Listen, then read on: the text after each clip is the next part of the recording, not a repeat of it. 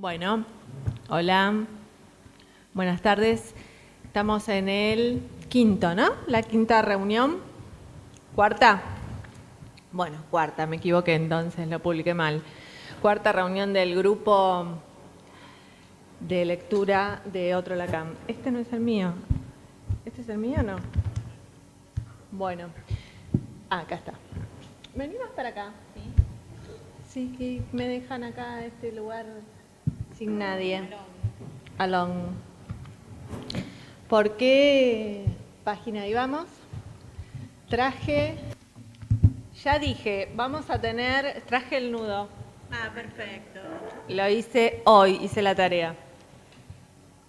Pero dije, tenemos que tener todo, los esquemas, el grafo. Sí, los tenemos que tener ya porque los vamos a usar.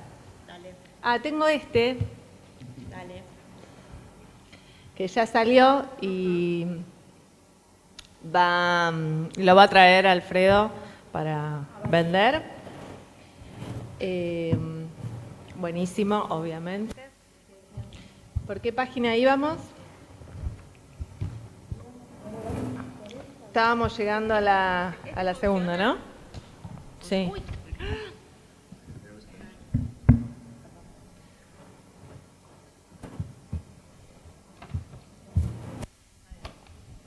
¿40?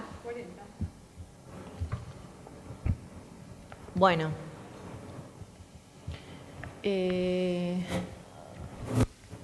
¿Podés empezar, Adri, que busco a dónde está el link para entrar al chat? Bueno, buenos días, buenas tardes, buenas noches a todos y a todas. Y empezamos, ¿no? En la página 40. ¿Sí? Empezamos por el deseo indestructible. ¿Ahí? ¿Vamos? Dale.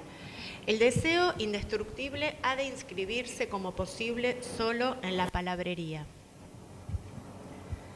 Desconcertante la figura freudiana al oscilar así del propio campo a lo simbólico que ausculta. Me acuerdo que la vez pasada habíamos hablado del deseo indestructible en Freud, que estaba articulado a lo biológico, ¿sí? A lo pulsional, y que acá es indestructible porque está articulado a la palabra. Y esa era la diferencia en relación al concepto, ¿no? De indestructible en las dos teorías. Lacan afirma que Freud desconcierta por la oscilación de su segunda tópica. ¿Se acuerdan que la primera tópica era consciente, preconsciente, inconsciente? ¿Se escucha bien? Y la segunda tópica era yo-ish y super-yo, ¿sí? Después de 1920. Entonces Lacan se pregunta, ¿qué ausculta? ¿No? La cita era: desconcertante la figura freudiana al oscilar así del propio campo a lo simbólico que ausculta. Entonces se pregunta, ¿qué ausculta? Se pregunta Alfredo. Nuevamente pone Lacan allí la oreja adecuada, como auscultando el agujero de la palabrería, que no es ni interior ni exterior, y además siempre debemos suponerla primera, antes de toda posibilidad de cuerpo, ¿sí? O sea, la palabra primera, como primera.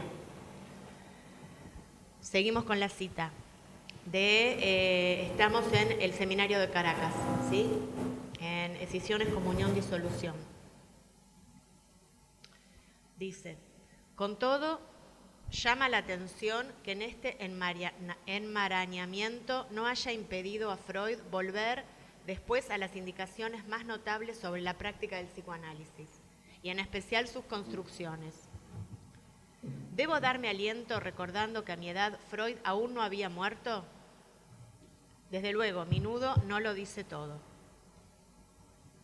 Ven que Lacan admite al final de esta última cita que todavía no fue admitido lo que él propone y que debe darse aliento ya que le quedan algunos años por vivir.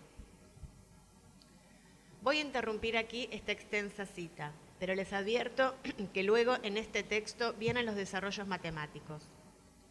Entre los lectores de Lacan se rechazan sus matematizaciones, debido a la creencia de que con la matemática Lacan vela la castración o metaforiza lo real de la carne. Como el lenguaje no puede decirlo todo, Lacan utilizaría, según muchos autores, y especialmente según el modelo freudo-lacaniano, del cual nosotros intentamos diferenciarnos, la matemática, Lacan utilizaría, según muchos autores, la matemática para negar la castración que Freud supo descubrir en la experiencia. O sea, que según muchos autores, la matemática que usa Lacan es para negar la castración. Afirman que Lacan puso la matemática ahí para tratar de cubrir lo que el lenguaje no puede decir, como si fuese un metalenguaje o que tan solo son metáforas. Sin embargo, Lacan fue el que sostuvo, desde luego, mi nudo no lo dice todo, con lo cual ya está respondiendo a las objeciones de sus lectores. Él, como ninguno, sostuvo, no hay metalenguaje. De hecho, fue quien nos lo enseñó. Lacan, no se escucha, ¿no? A ver. ¿Cuál es? Lacan no dice que el nudo diga todo, sino que permite plantear algunos problemas, como ser que la intuición engaña, no solamente por el problema de la visión, sino a su vez por las estabilizaciones imaginarias del lenguaje y la ideología y filosofía imperantes. Si nosotros no trabajamos con las superficies topológicas, que son las descubiertas y formalizadas por la ciencia matemática, el lenguaje, al menos entre nosotros, resulta engañoso en relación a la concepción del cuerpo, del yo y del sujeto. Bueno, o sea que, digamos que él dice, el nudo no lo dice todo, pero permite como despejar algunos problemas, ¿no? Por ejemplo, la intuición, ¿no? Por eso acá Mariana trajo, a ver Mariana si querés, ¿no? Esto lo imaginario vinculado con el cuerpo, ¿no? Que da consistencia, por ejemplo, ¿no? Como ser que la intuición engaña, no solamente por el problema de la intuición, en relación a lo imaginario, que da consistencia, sino a su vez por las estabilizaciones imaginarias del lenguaje, la ideología y la filosofía, imperantes, ¿no? Como que todo eso sería imaginario. Sí, también me parece importante, porque la otra vez preguntaba si es imaginario, alguien hizo esa pregunta, si es imaginario, ¿quién imagina? Y yo me quedé pensando, porque en una de las publicaciones, yo me quedé pensando, es que no es que imaginario tenga necesariamente que ver con la imagen o lo que se imagina, sino que produce una idea de completud, lo imaginario. Por eso acá ubica consistencia. Claro. En la nulula de lo imaginario ubica consistencia. Y por eso Alfredo propone, en vez de castración, inconsistencia. ¿Sí? Eso pensamos. Opuesto a la consistencia que provee lo imaginario, ¿sí? Y también me quedé pensando esto de que el lenguaje produce consistencias, la ideología y la filosofía imperantes y la religión, obviamente. Pero todo eso produce consistencias. Y eso nosotros lo vemos todo el tiempo en los espacios, en los análisis, ¿no? O sea, todas las ideas con las que vienen los analizantes tienen que ver con estas consistencias, ¿no? En relación a los padres, en relación a las relaciones con otros, en relación al trabajo, a las relaciones afectivas, al lugar de la mujer y del hombre, al género, o sea, todo eso es consistente. De una cultura, ¿no? Dentro de una cultura, de una sociedad. Por eso también está bueno porque dice controversias, el subtítulo del libro dice controversias sobre el cuerpo, la sociedad y el psicoanálisis. Como que dentro de la sociedad se plantea una idea de cuerpo, una idea de diferencia sexual, una idea, ¿no? De hijo, de madre, sí. De hijo, de madre. Yo ayer estaba con un analizante y surgió, lo quería traer porque me pareció interesante, ¿no? Surgió, bueno, pero mi hija es una chica también, es una persona, es una mujer, ¿no? Entonces yo empecé a pensar en la banda, ¿no? Como que es una persona y es la hija, pero como hija tapona todo, hace consistir, todo lo demás queda fuera, ¿no? Como si la hija, que fuera una persona, no podría tener envidia, celos, no sé, un montón de, ¿no? No podría tener atributos de una persona. ¿Por qué? Porque hija, hijo, madre, padre, ideológicamente, culturalmente y religiosamente están tenidos, como igual que madre, mujer, hombre, etcétera, de una consistencia imaginaria que no permite pensar que cualquier otro es una banda y que tiene las dos partes, al menos dos, ¿no? Eso.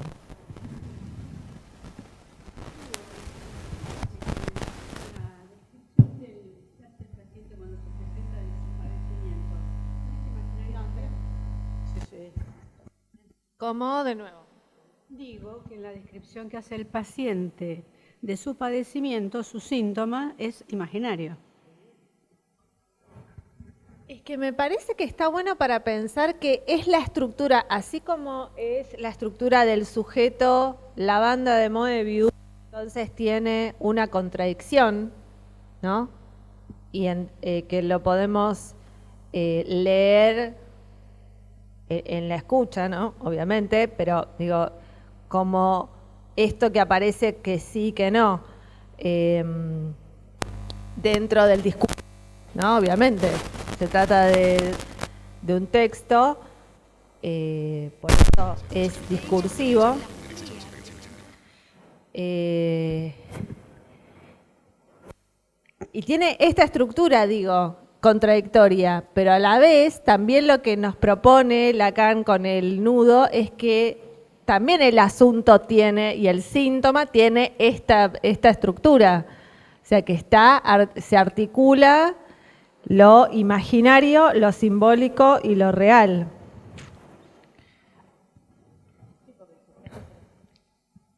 Claro, porque el sujeto es el asunto. En realidad los analizantes vienen, en su gran mayoría, vienen con los tres registros en la neurosis, pero aparece lo imaginario. O sea, casi siempre aparece lo imaginario. Eso es lo que tiene también que en la psicosis también. También. En el caso de los clases también están los tres registros. Están los tres registros ordenados de otra forma. Desanudados, sí, desanudados. Sí, claro. En la neurosis aparecen los tres registros, pero como el lenguaje es imaginario, y uno tiene que estar advertido de esto. Es imaginario también, aparte de simbólico y real, pero digo...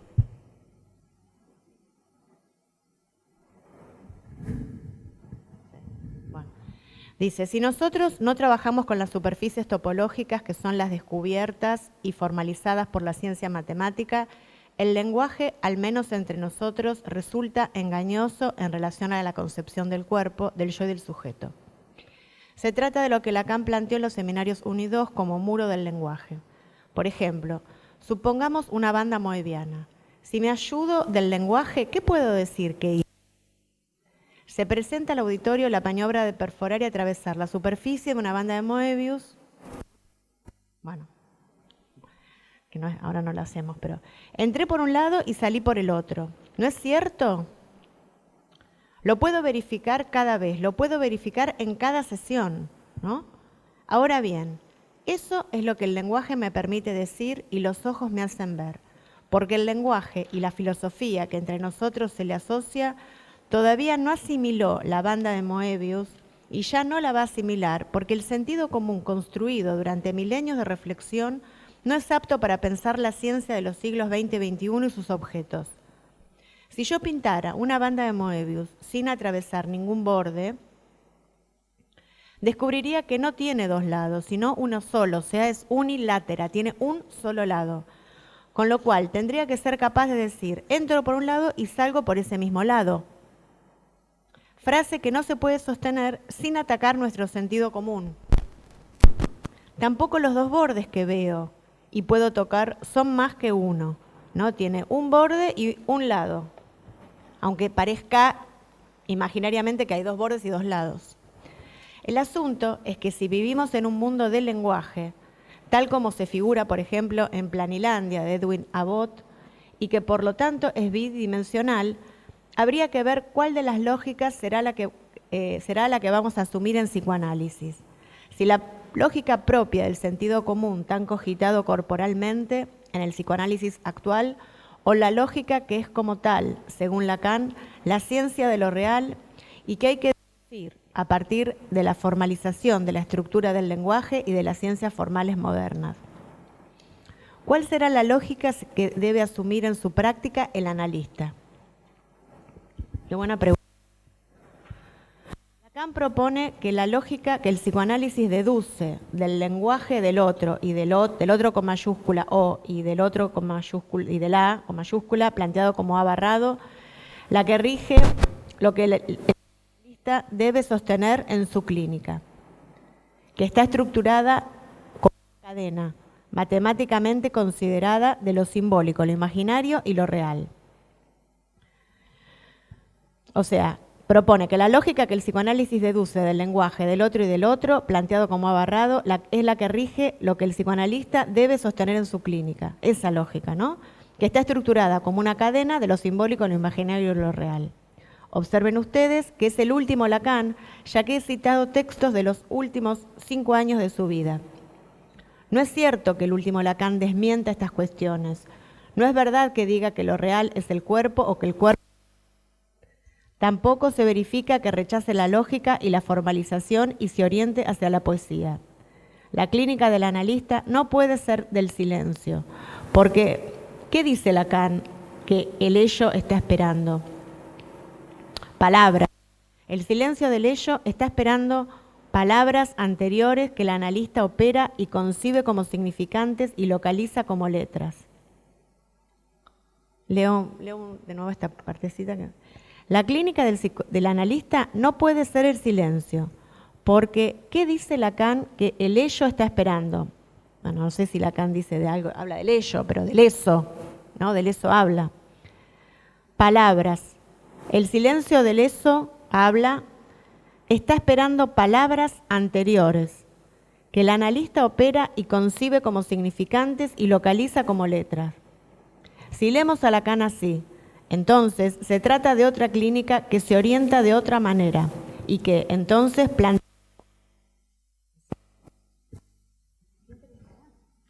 Estaba pensando que, porque la otra vez lo volvió a decir y está bueno repetirlo también, que cuando dice palabra, por un lado muchas veces se traduce como habla, pero además se podría pensar como el habla, como el decir, ¿no? O sea, está esperando que se diga algo, ¿no? Aunque no sean palabras, porque puede ser de que una mirada, ¿no? Por eso quería hacer esa aclaración, de que no necesariamente es palabra, ¿no? Sino que es significante, y el significante tiene la característica de ser dicho en el decir y en el no decir también, sí, en los gestos, sí, en los silencios también, claro.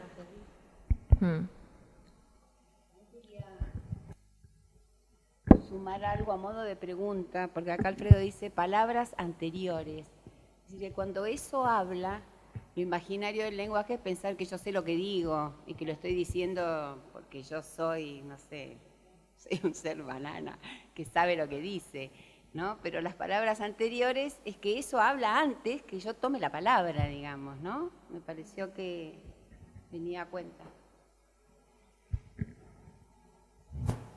Sí, re lindo eso, sí, palabras anteriores, está bueno, sí. Eso habla antes que yo sepa que estoy hablando. ¿Cómo? Me encantó. Que eso, esto es lo que dijo María, ¿no? Que eso habla antes de que yo sepa que estoy hablando. Y eso sabe antes que yo sepa lo que pienso que sé, ¿no? Eso sabe, eso habla. Por eso es el futuro anterior. ¿Querés, Marian? ¿Querés? Sí. Si leemos a Lacan así, entonces se trata de otra clínica, que se orienta de otra manera y que entonces plantea otro fin de análisis. Sé que ustedes me podrán decir que Lacan casi no les hablaba a sus pacientes, cosa que parece que fue verdad. Varios de sus pacientes testimonian que Lacan casi no les hablaba. Pero eso no interesa, como tampoco interesa si Freud hizo tal o cual otra cosa con alguna paciente. Son cuestiones que no interesan en lo más mínimo para pensar la especificidad del psicoanálisis como práctica orientada por una teoría del sujeto de la ciencia, ¿no? Me parece que se debe dar una discusión racional y lógica de ideas contra ideas, modelos teóricos en oposición a otros, para deducir de esas confrontaciones un cierto constructo teórico que oriente una determinada práctica clínica. Lo que hacían Freud y Lacan en sus vidas no nos debe interesar, tampoco sus estilos de practicar el psicoanálisis, como tampoco interesa el humor de Einstein o la ideología de Heisenberg para discutir sus teorías y modelos físicos. Hasta aquí, para concluir la primera presentación del otro Lacan en torno al cuerpo, dice, el cuerpo como bolsa conteniendo las pulsiones es imaginario y es esencialmente imaginario ya que nos da la apariencia de que es real, cuando en realidad es un engaño que brinda falsa consistencia, la propiedad característica de lo imaginario. O sea, la consistencia que brinda es falsa, ¿no? El cuerpo en la práctica psicoanalítica posee la estructura de la superficie de Klein o del toro tripa. Un punto importante para orientar esta discusión es que Lacan no sostiene que esté mal engañarse y que haya que desengañarse para vivir en la luz y la verdad. No sostiene el planteo de la alegoría de la caverna de Platón. También pensaba en esto del conócete a ti mismo, ¿no? Esta idea de que uno va a conocer la verdad, va a conocer el inconsciente, ¿no? Y la verdad de sí mismo. Dice, no sostiene el planteo de la alegoría de la caverna de Platón, sino que el engaño es estructural. Por eso es parte de la estructura que tenga el nudo, ¿no? O sea que es este. No olviden que los desengañados se engañan. Por eso el libro se llama Los que no se engañan yerran, ¿no? O sea, los que no se engañan quedan perdidos, o sea, si no nos engañamos. Es parte de la estructura el engaño. Yo tengo un analizante que dice la vida es un absurdo, ¿no? Claro. Es esto. Es esto. Los que no se dan cuenta que es un engaño y que este es estructural, erran. Si pensamos que esto es lo que es, que hay una verdad, Claro, quedan errantes, que es la mayoría, que es la humanidad entera casi. Es la humanidad entera. Y sí, los que no están advertidos de esto, ¿cómo piensa la gente? La gente piensa que el cuerpo es esto, que hay un yo, que hay una verdad, que hay un origen, que hay un fin. Piensa todo eso. Los que no están advertidos de esto, de este engaño que es estructural. Que hay un ser, que hay hipótesis iniciales y conclusiones lógicas que vienen de esas hipótesis iniciales que uno se planteó, que la enfermedad tiene que ver con el cuerpo, exclusivamente, que los remedios te van a curar. Bueno, un poco engañado tenés que estar, ¿no? Claro, un poco engañado, sí, claro. Porque si no, claro. Yo me tomo el Ibupirac para la fiebre, obviamente. Me doy la vacuna, todo, pero estar advertidos de que...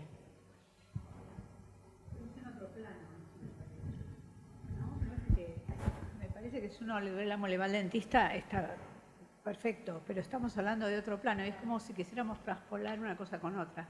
Desde el psicoanálisis el cuerpo es lo que estamos diciendo. Y si vamos a un quirófano seguramente es otra cosa el cuerpo. Y tendría que ser otra cosa porque si no, pobre de nosotros. Sí, pero más allá de eso, y tomando lo que decía recién Adriana, claramente uno vive, porque la estructura se presenta así, desde el momento inicial, sincrónicamente, los tres, pero digo, uno podría introducir una pregunta, aún con el ibuprofeno, ¿no? Es decir, si mi médico me da ibuprofeno, yo puedo, porque de hecho tengo ahora todas las herramientas, el gran otro Google que me va a decir todo. ¿Cuáles son los efectos, por ejemplo, no deseados que puede tener el ibuprofeno? ¿No? O por qué, o sea, hacer una pregunta al respecto, no tomar la palabra del otro como el amo absoluto. El problema es que en nuestra sociedad el médico encarna el amo absoluto, ¿entendés? Sabe todo y tiene todas las respuestas, y si el médico me dice tírese el 7º piso, que eso le va a venir fantástico para su padecimiento, la gente va y se tira. Eso es lo que me parece que, y es que no es que estoy engañada, yo sé que si me tomo un analgésico me voy a sentir mejor, o no, qué sé yo. Pero digo, por lo menos ¿Sí o esto no? de la pregunta, de introducir, ¿no? Sí. ¿Cómo es que dice Lacan? Que la pregunta es el significante en lo real, la entrada del significante en lo real. La pregunta. Que la pregunta es la entrada del sujeto en lo real, porque cuando los chicos empiezan a hacer las preguntas sobre la sexualidad, que dice, Alfredo hace el chiste ese, ¿no? Sí, díganle, intenten decirle a un chico y empieza a los gritos que en realidad no quieren saber, ¿no? Epistemofílica, claro. Bueno, ¿seguimos? Es que Ahora anda, claro. estaba pensando que la pregunta corre un poco el engaño. O sea, lo achica, lo corre un poquito, ¿no? Lo barra, qué sé yo, barra el engaño, ¿no? Y Barra sí, el engaño. la pregunta es fundamental. La ¿sí? pregunta barra el engaño me encantó. Sí. Sí, sí.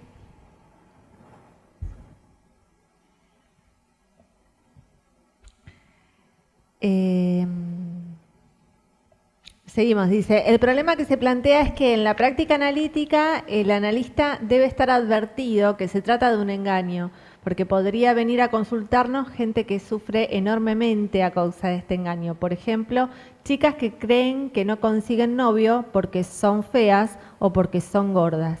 Gente que sufre de dolores para los cuales los médicos no encuentran las causas. Personas que no dejan de operarse, adictos a sustancias que sienten que sus cuerpos se las solicitan, etc. ¿No? O sea, aparece como algo en el cuerpo que desde la concepción del sentido común y del psicoanálisis tradicional hegemónico, eso es lo real. Pero lo que dice el psicoanálisis es que no, que ese cuerpo es imaginario, no es real. Entonces, que son feas o son gordas es imaginario. Obviamente que no le vamos a ir a decir, no, pero eso es imaginario. No, justamente tenemos que preguntar ahí por qué, ¿no? O sea, claro, ¿de dónde viene eso? ¿Qué significa ser fea? O, bueno.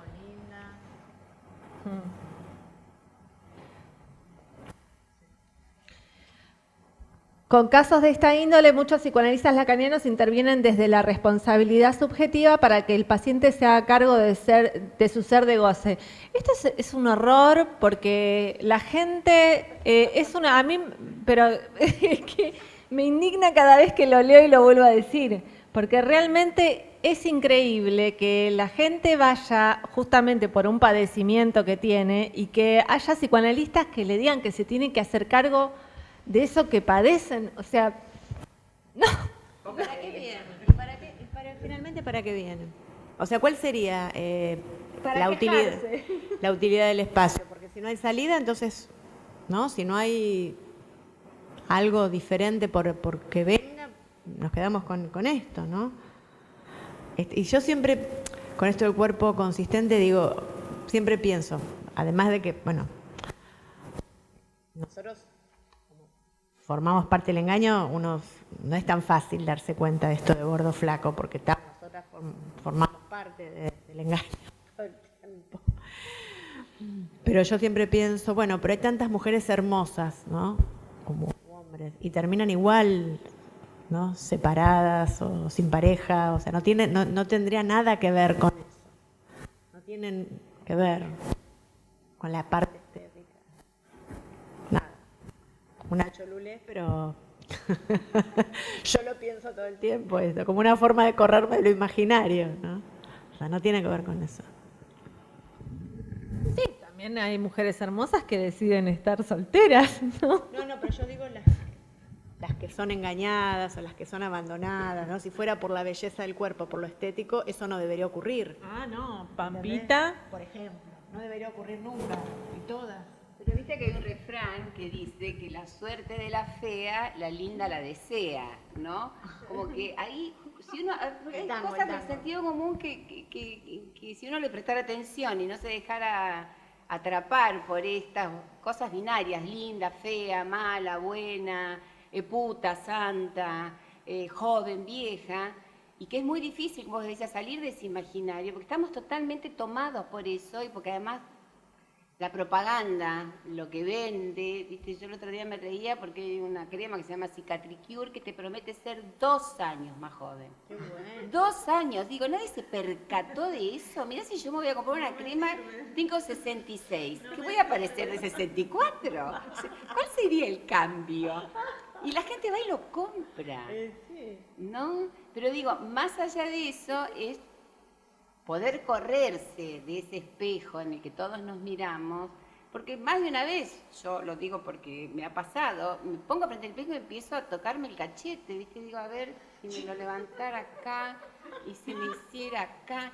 Digo, es fuerte ser mujer en nuestra cultura, que nos exige ser ya no solo el atributo de flaca, con las tetas paradas, el culo eternamente también turgente, sino que además tenés que ser eternamente joven. Sí, para los hombres ahora también. No, y entonces está bien visto que el viejo que ya está decrépito de 70 tenga al lado la de 25, o sea, la mujer que está entre los 40 y los 60 con posibilidad de conseguir pareja, olvídate.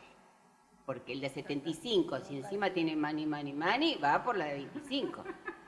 Pero bueno, es así, y en el mundo sí abunda bastante esto, y uno lo puede ver bastante entre los profesores universitarios y sus alumnas. Miren un poquito.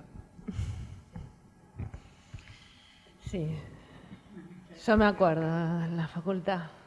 Quiero decir con esto que es muy difícil salir. Que ahora es titular de cátedra. Sí. La novia. De un titular de C. Bueno.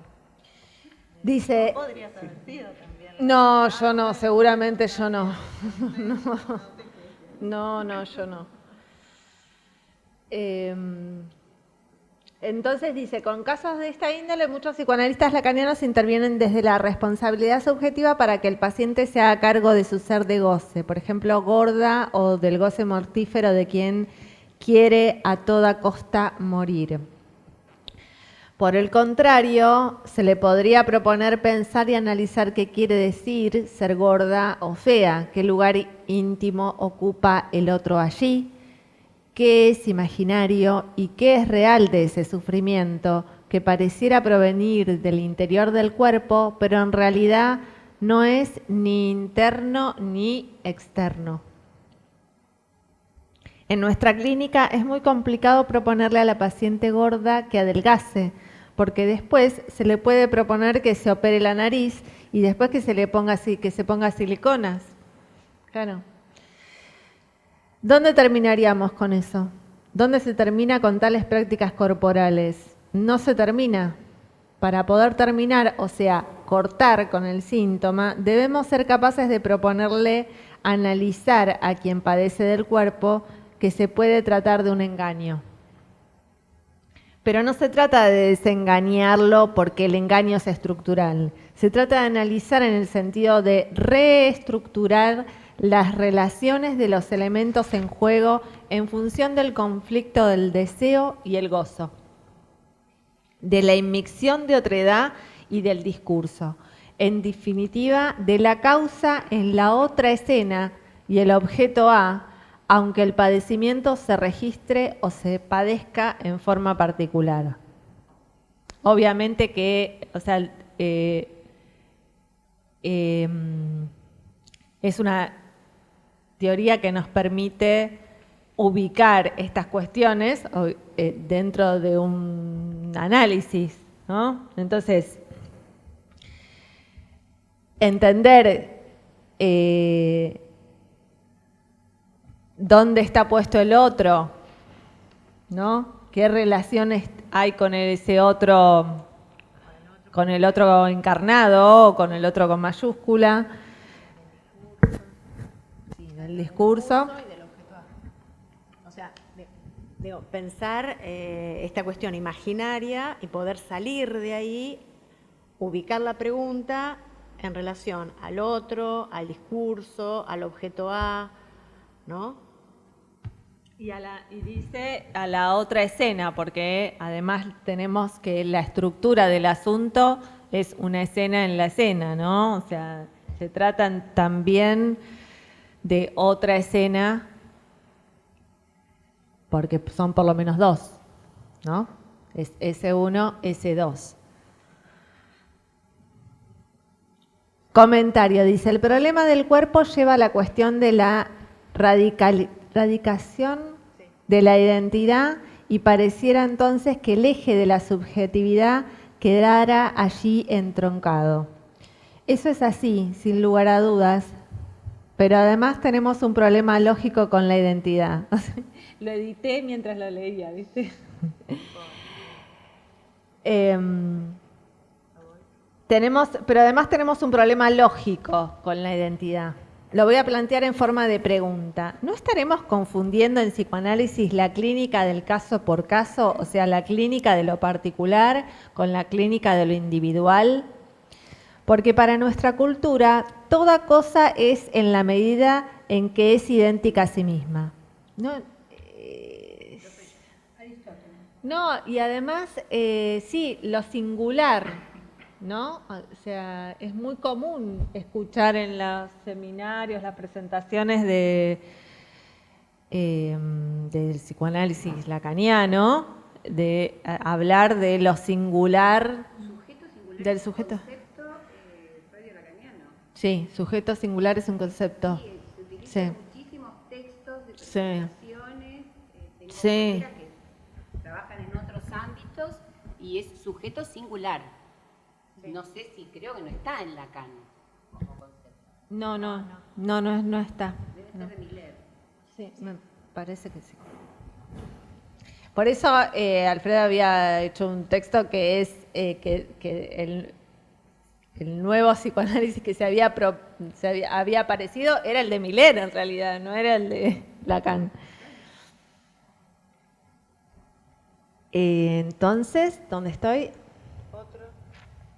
Otro es el asunto si sostenemos que habitamos en el significante y que el ser y el no ser del lenguaje se originan en el discurso, en el lazo social.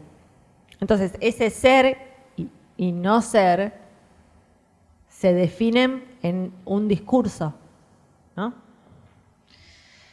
Y así, y en un discurso y en una relación con el otro, ¿no? Con el otro o sea, con el otro par y con el otro con mayúscula, ¿no? O con los otros pares y los otros con mayúscula. Y así todo lo que es, lo es solo como pura diferencia respecto de todos los otros elementos de la estructura. Hay otra forma de entender el caso por caso y lo particular. Lo que nosotros podríamos decir es que lo que hace el caso por caso, en la lógica del nudo Borromeo y del discurso entendido como lazo social, es la estructura de las relaciones. A diferencia del huevo de Freud, él mismo lo llamó huevo, no estoy ironizando, es el huevo del yo y el ello, el huevo del individuum psíquico. Dice, estoy citando a la letra, en el sentido de que es el ser, dice, de que el ser es idéntico a sí mismo. ya que es interno y originado en la naturaleza y las experiencias individuales. Entonces, cada uno sería exactamente lo que porta en su interior y lo que se lleva adentro desde el nacimiento es idéntico a sí mismo y distinto de lo otro que está afuera y que es segundo y sería así toda la vida. Por eso hay mucha gente que quiere encontrar su ser interior esencial, singular, ¿no?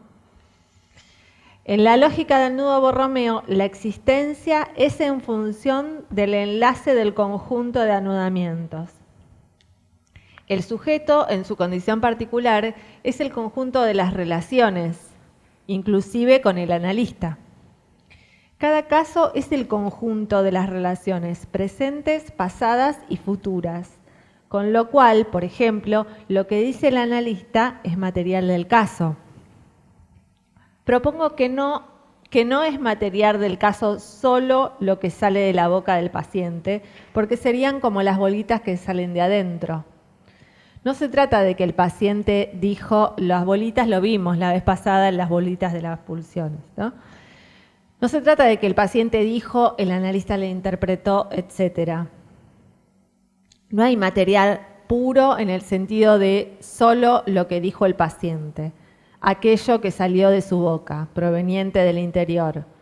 Porque material es también lo que se dijo y se silenció en la historia del conjunto de las relaciones que participan del caso, ya que se trata del conjunto de los decires en su articulación lógica, debido a que lo particular es el sistema o estructura de lazos del discurso. O sea, esas relaciones que se hicieron, ¿no? Sí, estaba pensando dos cosas. Primero me quería ir un poquito para atrás, porque vieron que los analizantes muchos dicen yo mí mismo. Yo, mí mismo, ¿no? ¿No? Como esta cuestión cultural de la identidad consigo mismo.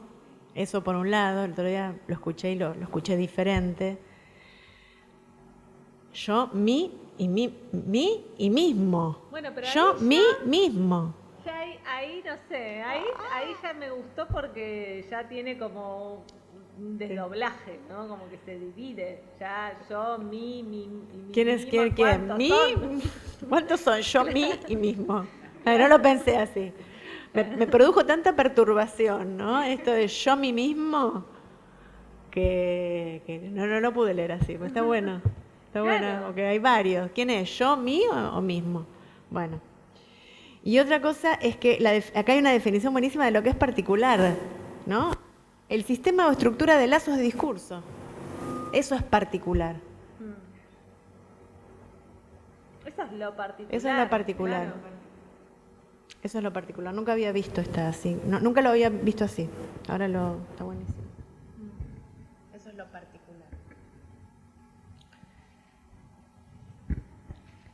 Porque además dice, si fuese singular, no habría manera de contarlo, ¿no? Porque nosotros estamos en un discurso, claro, dentro, ¿no? Compartimos un idioma, tenemos un lenguaje, una cultura, una idiosincrasia y eso está inscripto dentro de ese discurso que se dice y que el otro entiende, porque si no, o sea, serían todos neologismos, ¿no? Pero además sería como algo contradictorio a toda la estructura, digamos, si leemos estructuralmente la propuesta lacaniana, de Lacan, digo, ¿no? Porque si el sujeto está entre dos, ¿cómo hablar de un sujeto singular? Porque ¿qué es? ¿Del S1 o es del S2? En ese sentido lo pienso. Siempre es particular, porque será una parte del S1, de una parte del S2, ponele en ese ejemplo, pero si tomamos el nudo Borromeo, cualquiera de los conceptos, inmicción de otredad ni hablar. Bueno, es que es como una parte del otro. Sí. No, o sea, claro, entonces, ¿por qué proponer? Claramente sí corresponde a la teoría milleriana y está genial, nadie está yendo en contra de Miller. En ese sentido, por ahí es fantástico y al que la aplica le da muy buenos resultados. No se trataría de eso, sino de decir, bueno, ¿esto lo dijo Lacan o no lo dijo? Y si lo dijo, Teníamos que nosotros encontrar ahí que hubo algo que no cerró, porque quedó ahí como no dentro de la estructura. Sí, bueno, por eso para mí hace un ratito Antonies, ¿no? Me preguntaba cuándo se había publicado El Origen y me acordé pensando que yo lo utilicé, lo cité en la presentación de las 9ª jornadas de apertura y eso fue en el 2018, o sea que ahí ya estaba el origen del sujeto, sí, y es donde plantea justamente el otro, o sea que siempre está el otro, ¿no? Como la estructura siempre es en inmicción, siempre está inmiccionado el sujeto, no hay sujeto sin otro, ¿no? Y porque hace la listita ahí de las veces que Lacan dice el deseo es el deseo del otro, el inconsciente es el discurso del otro, el yo es otro, ¿no? El síntoma es el significado del otro. O sea, la estructura es así, en inmicción, ¿no? Entonces, sí, por eso está bueno volver a eso, ¿no? A la banda de S1, S2, ¿no? ¿Cómo? No, por eso no es singular. Claro, por eso no es singular. Lacan propone que hay dos lógicas en psicoanálisis, la lógica de la bolsa y la lógica de las cuerdas o lazos. La bolsa refiere a identidad y a lo interno y externo. Las cuerdas serán otra forma de entender lo particular, en tanto estructura o nudo de relaciones sin centro, ni ser, ni identidad. En la lógica de las cuerdas anudadas, cada parletre será la suma de las historias pasadas y futuras de sus relaciones en su articulación lógica y desconocidas por el yo. Por eso la estructura tiene, por eso el inconsciente es haber no sabido, ¿no? Pero ese ser no es sustancial. Dice, en la lógica de las cuerdas anudadas, cada parletre será la suma de las historias pasadas y futuras de sus relaciones en su articulación lógica y desconocidas por el yo.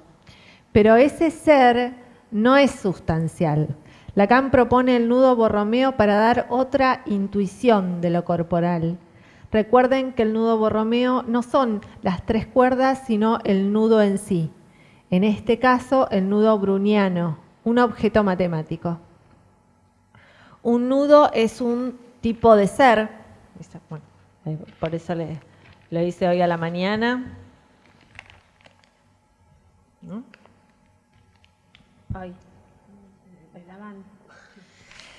Es un tipo de ser al que nos tenemos que preparar a pensar en psicoanálisis, un ser del lenguaje, como el parletre, que suele ser traducido como el ser hablante. Lacan propone que porque se habla adviene otro modo de ser. Ese ser carece de identidad, de interioridad, de sustancia, de naturaleza, etc. Se trata de un hablan ser. Así quedaría resuelto el problema de ¿y para qué se lo voy a decir? Si mi papá no va a cambiar, ya tiene 80 años, ¿qué le voy a decir yo ahora a mi papá? Mi papá es lo que es lo que hay. Bueno, es lo que hay, es recontrausado, ¿no? En tales frases se está suponiendo que el papá es un saco fofo, una bolsa con sus contenidos. Por hablar, no solamente adviene un nuevo tipo de ser que permite operar la condición particular y totalmente relacional, sino que de relación, ¿no? Relacional, sino que el padre cambiará aunque sufra del mal de Alzheimer si uno le dice eso que nunca dijo. Porque lo que va a cambiar es el anudamiento, es el lazo, no el ser del interior carnal del Padre. ¿Cómo cambiaron las cosas cuando se lo dije? ¿Podría eso ser un acto? Por supuesto que sí. ¿Se lo dijo o no se lo dijo? Claro que se lo dijo. Se lo dijo aunque la madre haya muerto hace 15 años y él solo lo haya pensado. Son cosas muy humanas, pero que en el decir de la doxa moderna no tienen lugar. Hace falta esta otra lógica que, si bien no parece evidente, nos permite, sin embargo, entender extrañas prácticas humanas, como el psicoanálisis, existiendo solo en transferencia. Estaba pensando qué importante, ¿no? Esto de cuando la madre se murió hace 15 años, pero él lo pudo decir en análisis.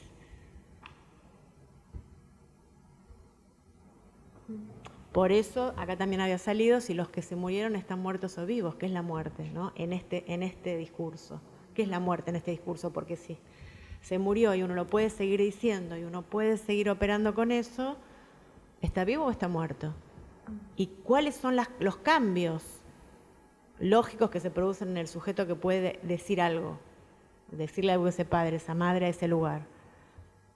Eso por un lado. Y por otro lado, me pareció reinteresante el concepto de lógica. ¿Por qué? Porque es qué lógica operaba en esa estructura, que no es la lógica de Aristóteles, o sea, no es la lógica que aprendimos. Es cuál es la lógica, porque nosotros estamos invitando a los analizantes a pensar otra lógica, a invitarlos, es una invitación a pensar en otra lógica. El espacio de análisis también. O sea, pensar la lógica en la cual él operaba o ella y invitarlos o invitarlas a pensar otra. Establecer otra red de relaciones entre elementos, entre estructuras, sería la cuestión. Sí. ¿Cómo? Descubrir la propia lógica y cambiarla por otra red de relaciones en esa estructura particular. Sería. Sí, o pensarlo. Sí, por eso también es diferente lo imposible a lo dificilísimo, ¿no? También dentro de, con los elementos de la estructura se puede entender que lo que parecía imposible, por ahí era muy difícil, pero no era imposible, ¿no? No era imposible lógico, ¿no? Que en todo caso por ahí se constituye otro imposible y lo que era imposible deja de serlo y empieza a ser posible. Es que si no, ¿para qué vienen? O sea, no. El otro día contó, ¿quién contó? No, alguien conocido mío. Contó que una familiar psicoanalista, se mudó, tenía 70 años y se decidió, los hijos vivían en España y se fue a España a los 70 años. Vendió todo y se fue. Y la pregunta, ¿no? ¿A los 70 años? Sí.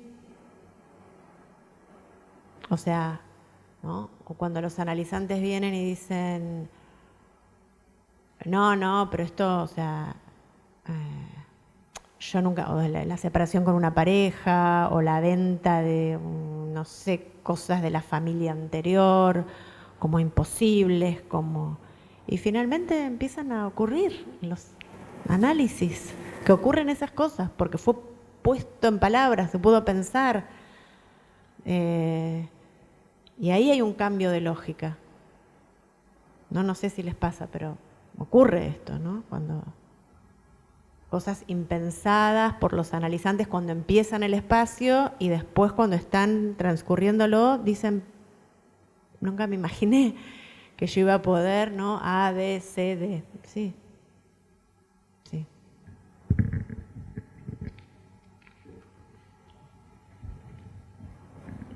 ¿Quieren decir algo?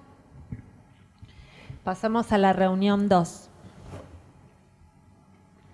Sobre naturaleza, sustancia y materia en la enseñanza de Lacan. Es, si ustedes me permiten emplear por primera vez este término, en este materialismo de los términos del lenguaje que reside la captura del inconsciente. O sea, el materialismo no es el materialismo de las cosas materiales tridimensionales que tienen volumen, ¿no? De partes, extrapartes. No es ese, el materialismo no es eso. El materialismo dice, bueno, en este caso es materialismo, porque utiliza mot, Lacan, que es término del lenguaje, materialismo de los términos del lenguaje, donde reside la captura del inconsciente. Bueno, en el trabajo en el escrito que hace Alfredo de Posición del Inconsciente, que es una joya entre las joyas que hay, esa es una impresionante. ¿Qué dice? ¿Podemos decir preguntas? No. No. Que dice que el inconsciente es lo que decimos. ¿Querías decir eso?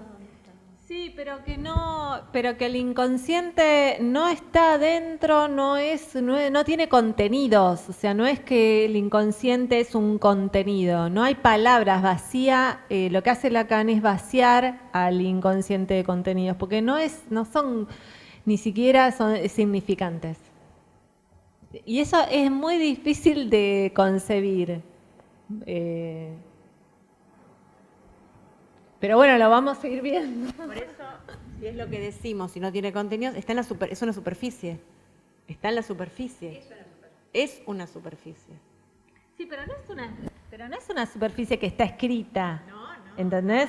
O sea, es en todo caso que se escribe en análisis. No que ya está escrita y entonces hay que ir, ¿no? Como en el jeroglífico, ¿no? Claro, sí. O cuando el analizante dice, pero esto ya te aburre, pues ya te lo dije, ¿no? Bueno, no. A ver, no. Otra vez. Nunca es lo mismo. Pero está bueno porque es una pregunta que todo el tiempo circula.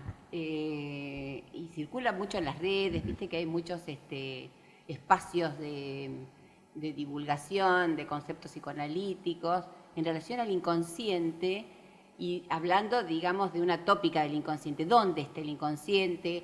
¿Hay inconsciente fuera del análisis? O sea, si el sujeto tiene un inconsciente y es como previo a un análisis, o el inconsciente es algo que es a posteriori de ese espacio, de esa pregunta.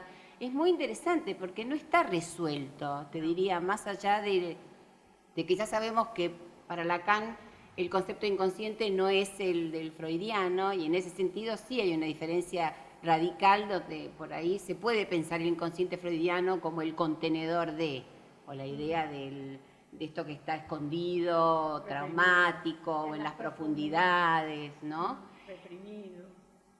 Y que pensaba que Lacan lo plantee como estructurado como un lenguaje, porque lo pienso en estas dos condiciones del lenguaje, que es la metáfora y la metonimia, o sea que no hay nada ahí. Es algo que está siempre por venir en todo caso. Movimiento. ¿No? Y aparte en análisis. Porque lo que vos decías, Sí, por eso es el psicoanálisis por venir, se propone. Pero aparte fuera de análisis el inconsciente le podría interesar a la filosofía, a la psicología, ¿no? Me parece que el inconsciente es lo que se juega en un análisis, en la lectura de eso que ocurre ahí. Porque a nosotros como analistas, porque fuera del espacio, ¿qué importa? A mí qué sé yo, a mí no me importa. A mí no me importa. Perdón, esto cuando no, esto bien burdo del análisis salvaje, hiciste un fallido, todas estas cuestiones bien freudianas de tuvo un fallido, de los discursos. Bueno. Sí, igual depende porque puede ser que sí, que alguien te haga una interpretación y por fuera de un análisis y que tenga efectos, sí. Pero bueno, eso no... Sí, es como yo digo, ¿no? Cuando a veces voy a la verdulería y la señora que vende la verdura me dice algo, ¿no? Que me pasó. O ves una película. Escuchás una música, está bien. Pero estas son cosas que te pueden interpelar. Claro. Pero no es el inconsciente que a nosotros nos hace pregunta ese. más allá de lo que nos puede pasar, digamos, o como una palabra o un objeto puede cortar algo en nosotros. Me parece, ¿no? No sé, estoy pensando. Pero me parece que te hace pregunta y por eso vas a análisis. O sea, por eso vas a buscar un analista para que ocupe esa función, ¿no? Porque hay algo que aparece en la vida que te hace pregunta y que te hace creer que o sea, no vas al médico, no vas al chamán, no vas al que te tiren las cartas, sino que vas a un analista, ¿no? A hablar con alguien para hacer un análisis. En eso que dijiste, yo creo que hasta el mismo analizante o la misma persona que consulta antes de llegar a ser un analizante tampoco tiene muy claro, porque esta idea de que es el inconsciente, porque aparece esta cuestión de que sí, hay un padecimiento, un sufrimiento, y está la pregunta de que no sabe por qué sé yo, por qué hace esto varias veces y no le resulta, o por qué esto le hace sufrir, o por qué se lleva como el traste con su pareja, si él la quiere o ella lo quiere. Pero es como que si en el fondo el sentido común lo llevara a pensar que hay ahí una verdad que está oculta. Entonces pareciera que el inconsciente que aparece ahí es un contenedor de alguna verdad que yo no me doy cuenta, que es algo que inconsciente que no quiero ver, ¿no? Y que no está esto que es un texto a escribir en una superficie. O sea, que hay un saber no sabido, literal, pero no es porque se hace el tonto y mira para el otro lado, sino porque no está ahí, no está materializado ese saber, porque tiene que venir. Sí. Y aparte que el analista es el que va a saber. Pero usted dígame, vos decime. ¿No? Vos decís, entonces... Bueno, ¿para qué vengo, mi amigo? Claro, entonces si no, dame tareas. El otro día uno me dijo, dame tareas. Es que si vos no me decís, yo no puedo. Bueno, no, son todas cuestiones que ocurren. Esto. Sí, igual es distinto dar tareas a decir. No sé.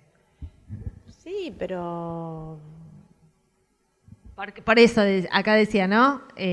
Bueno, pide palabras o pide significantes, o sea, que se le diga algo, ¿no? Que se quede en silencio No, en todo caso la pregunta, ¿no? Claro. ¿Qué querés que te diga? Pues bueno, la pregunta inmediata es ¿qué querés que te diga? Claro. ¿Qué querés que te diga? ¿O qué tarea te querés que te Claro, mande? ¿qué te mande a hacer? No. ¿Qué claro, tarea porque la tendría que pregunta mandar? es, y a veces responde, ¿no? ¿Y qué tarea pensás que yo te podría solicitar? Y, por ejemplo, que vaya a caminar, por ejemplo, que no sé, que coma 4 veces por día, por ejemplo, bueno, y ahí se abre, ¿no? Esto de lo que el otro piensa, que uno le diría, bueno.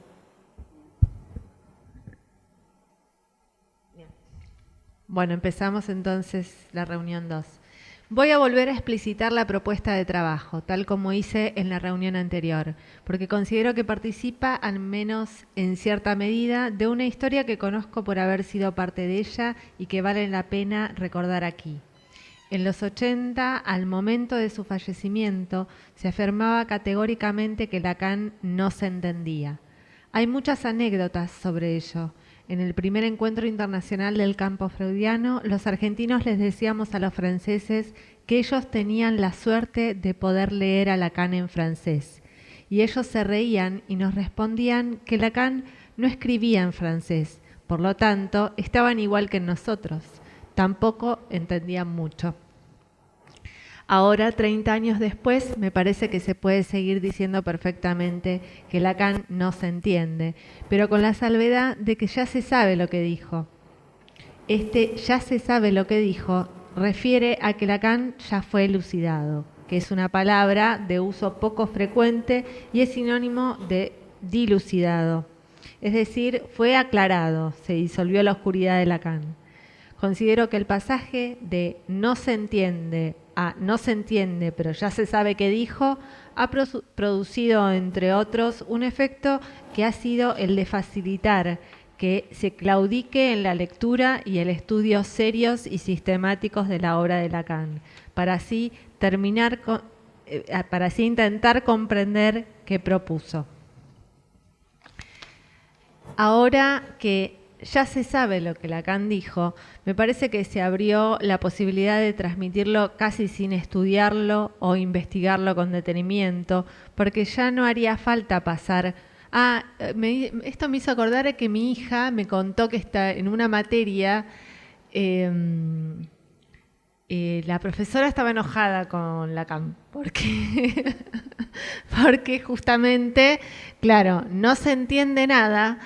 Y los lacanianos, además, están puestos en ese lugar de que ellos solamente entienden lo que... O sea, vos no sabés. O sea, nosotros tenemos este saber que entendemos lo que Lacan dijo y ustedes les falta neuronas o años de experiencia, de análisis y cierto poder de zen. No sé. De elucidación.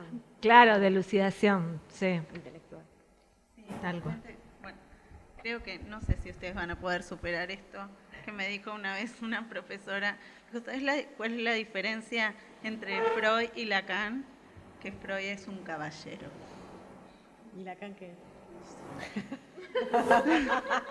Freud es un caballero, vos, por cómo escribe, Freud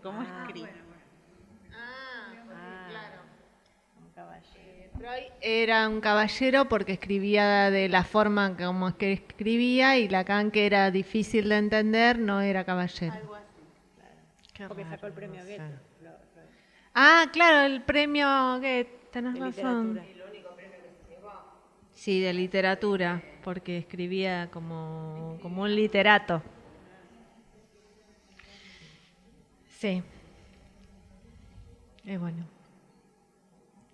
Entonces, ¿dónde estoy? Ahora que ya se sabe. Ahora que ya se sabe lo que Lacan dijo, me parece que se abrió la posibilidad de transmitirlo casi sin estudiarlo o investigarlo con detenimiento, porque ya no haría falta pasar por toda esa enorme dificultad.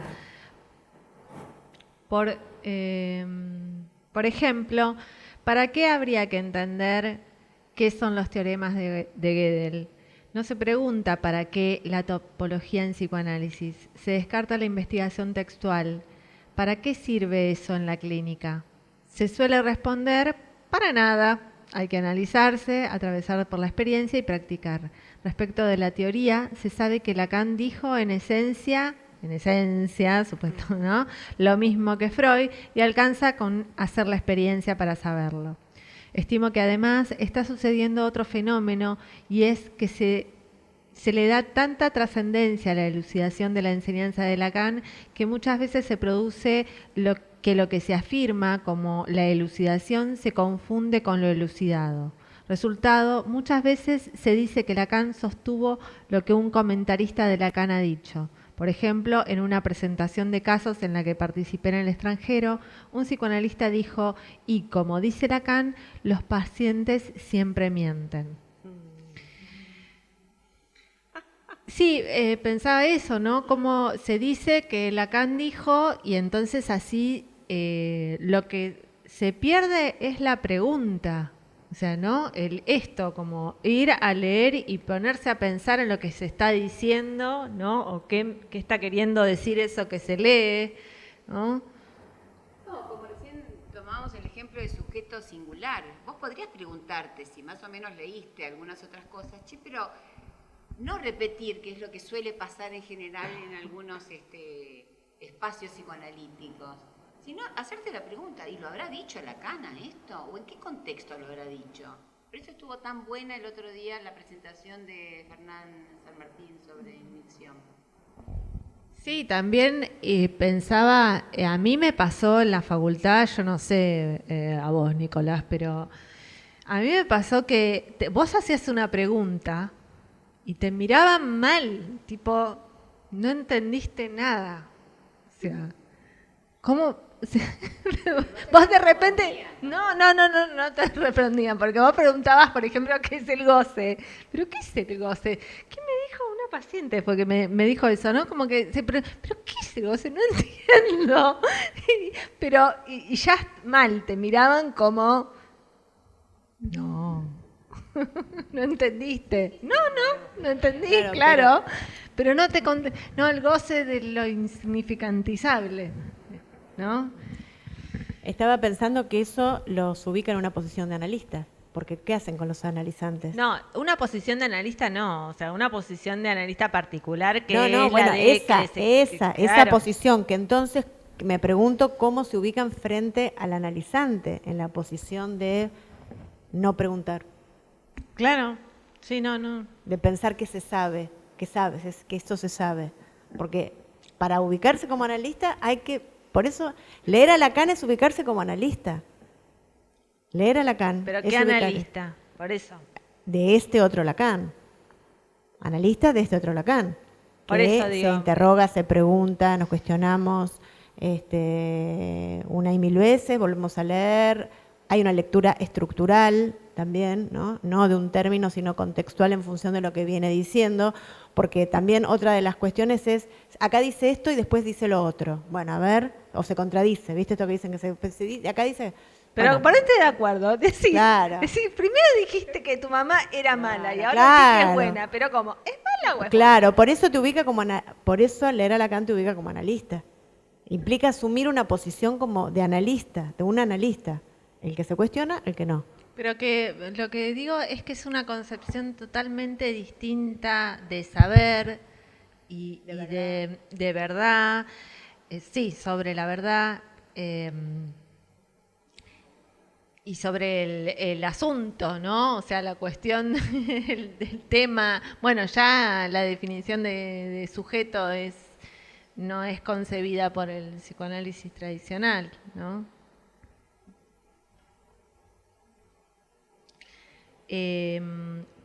Bueno, ¿quieren que vayamos cerrando este encuentro? Sí. Bueno, dejamos entonces página 48. Bueno, muchas gracias. Bueno, gracias a los que todos, estuvieron a todas. ahí en el chat. Gracias.